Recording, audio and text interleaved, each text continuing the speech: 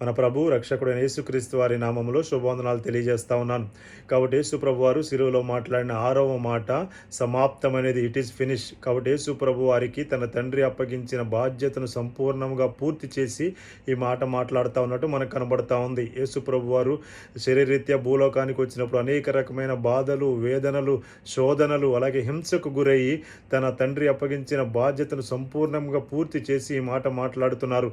కాబట్టి కేవలం బైబిల్ చరిత్రలో మనం చూసుకుంటే కేవలం 2 వ్యక్తులు మాత్రమే ఈ మాట చెప్పగలరు. కానీ మన ప్రభు అయిన యేసుక్రీస్తు వారు, అలాగే అపోస్తులైన పౌలు అంటాడు, నేను మంచి పోరాటము పోరాడి తిని, నా పరుగు కడముట్టించి తిని, నా విశ్వాసము కాపాడుకుంటుని అంటాడు.